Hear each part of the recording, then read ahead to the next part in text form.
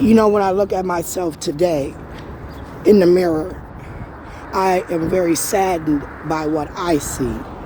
So when I look at Sharon, I see a black woman who's very small, with no teeth, whose hair is gray, and because it's unpermed, she looks like a drug addict, alcoholic. Because of where Sharon Martin lives, which again, Sharon don't have an address, Sharon has to be in a shelter since she was evicted from 3625 Oliver.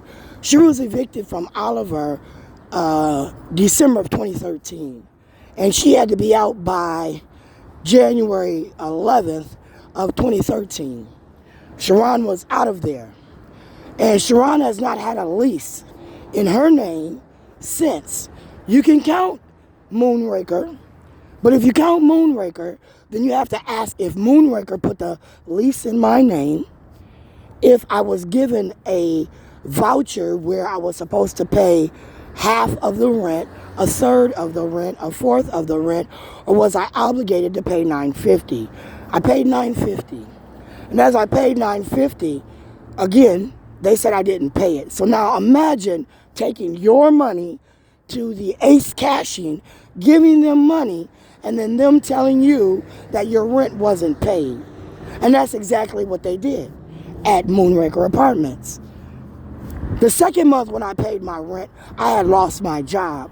I lost my job because these caps, abutments, implant screws, whatever you want to call them, started falling out my mouth. They were untwisting. And as they were untwisting, I'm begging people to fix them. And as I'm begging people to fix them, nobody's fixing them. Now, mind you, they pulled 20 teeth out of my mouth 2013. The day they pulled the teeth out of my mouth, I cried. I cried for a month. I said I look like a drug addict. I said I lost 21 pounds, Dr. Roram. I feel like a drug addict. People are in my family going to look at me like a drug addict. I said the people in my neighborhood are going to look at me like a drug addict, Dr. Roram. I've dropped 21 pounds in less than 20 days. My daughter graduates. Look at the pictures they're taking of me, Dr. Roram. I was quite embarrassed, but I said it was for Michael Favors. Again, Bobby Joe Champion, Keith Ellison's lie, right? They were saying that they paid me and they gave me money from the school claims where, again, Keith, you guys said that Keenan was taken because I had a drug habit, that you gave me millions of dollars, and all of a sudden now I'm buying all these drugs. I said they were saying I was buying Oxycontin, right? And I was selling Oxycontin. And as they're saying I'm using it, I'm determined to not look like that anymore, right? So December, I stopped getting that prescription, Dr. Roram, and y'all pulled 20 teeth. Y'all made me look like a drug addict, right?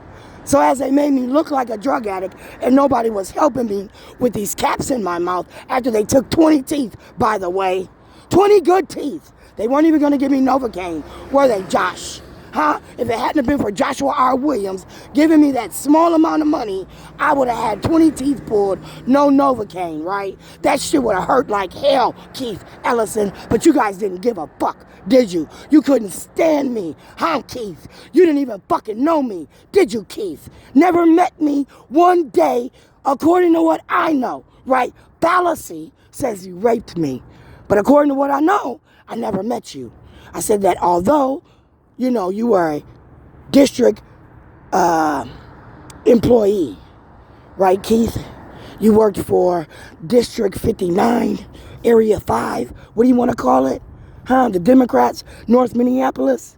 And I said that as you were working for the Democrats, North Minneapolis, that under the ideology, when my kids entered into kindergarten, leaving Head Start, my son was supposed to get some supports and services. And I started suing Minneapolis District Number 1, not under Willie Ford. No, Willie Ford never said, Sharon, Michael needs an IEP. Willie Ford never said, here's a social worker, Sharon, because you ain't got a man at home and you ain't got no discipline in your house. Willie Ford never said a goddamn word bad about me, my son, or my daughter, right? In fact, under Willie Ford, I got a fucking volunteer award, right? As my ex is fucking everybody in Schoolways District, I'm just focusing on my kids, right? That's what I'm doing. I'm going to the school conferences. I'm volunteering at the school. I'm cutting the grass. I'm making sure the 2 dogs are fed, taken outside. I even chase the motherfuckers when they get out of the fence. 2949 Sheridan, right? By the time we got to 3625 Oliver, I wasn't really into Michael like that anymore, right? Because we lost our home. I'm now under, what do you call that? Section 8? Section 42? My rent is according to my income. Michael Cooper Sr. wasn't helping me do shit, huh? But again, Keith, you sided with Michael Cooper Sr., didn't you? And as you sided with Michael Cooper Sr., you said, I'm a drug addict, I smoke weed, that I had no discipline at home, I had no man, no ass, didn't nobody like me, huh, Keith? So here we are now, Keith. I ain't got no teeth. I wake up in the morning, I ain't got shit to do, I don't have a home, I don't even have a friend in the world, according to what I know, do I, Keith? Not a friend, not a family member, not a friend from school that I trust enough to even want to go hang out and talk to. I said when the police were coming at me, I went to my Uncle Michael's house. I said, Uncle Michael, man, I sued the police and they're coming after me. I need help. I need help.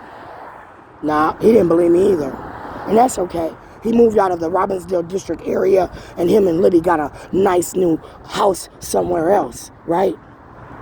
Me, Libby was going through the NACA program together, and after I looked at NACA, and I said, well, I got less than $5,000 worth of debt.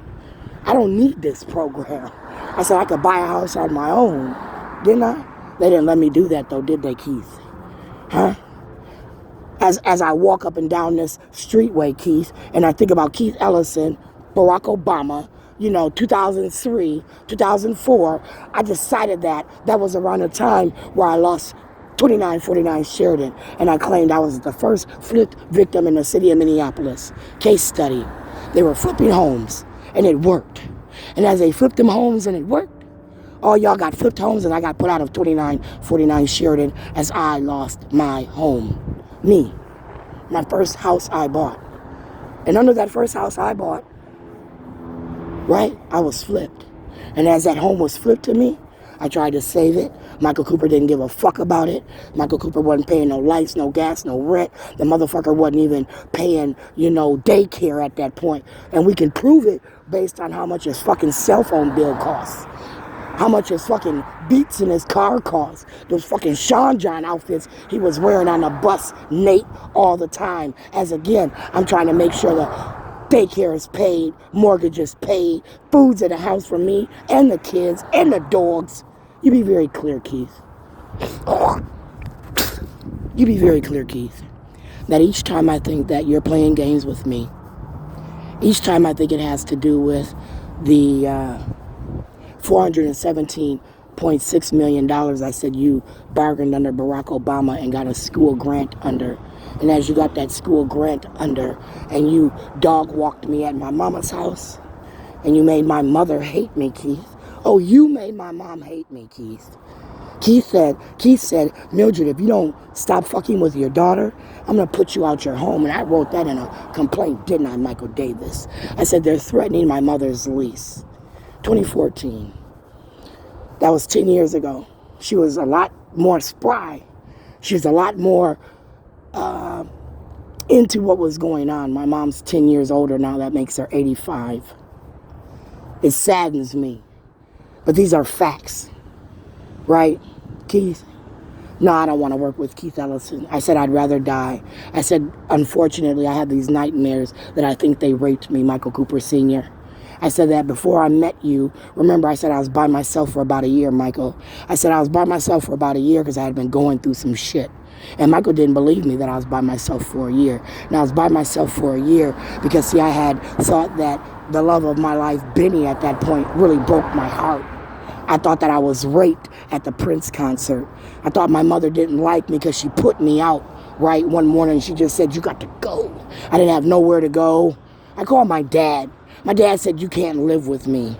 He said, I'm going to hook you up with Pat Baker, right? His wife, he was divorcing at the time.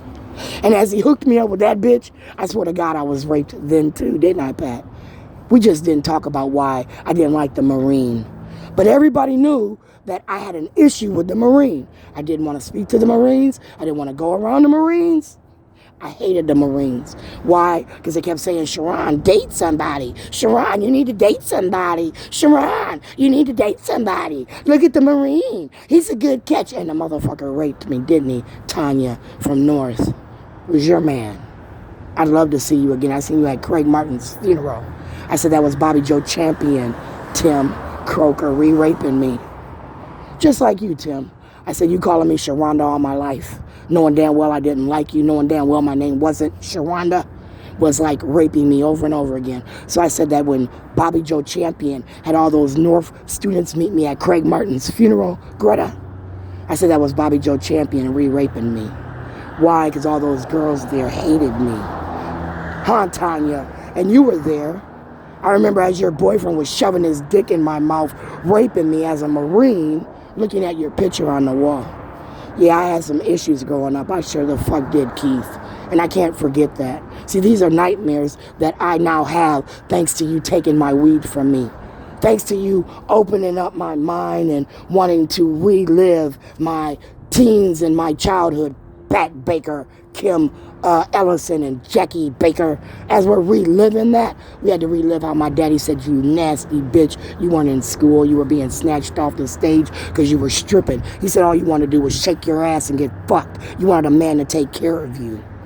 I didn't want a man to take care of me. Thought I could take care of my motherfucking self. But Keith woke me up. Keith said, bitch, men take care of women. Otherwise, you can't take care of nobody. Not even your own motherfucking kids.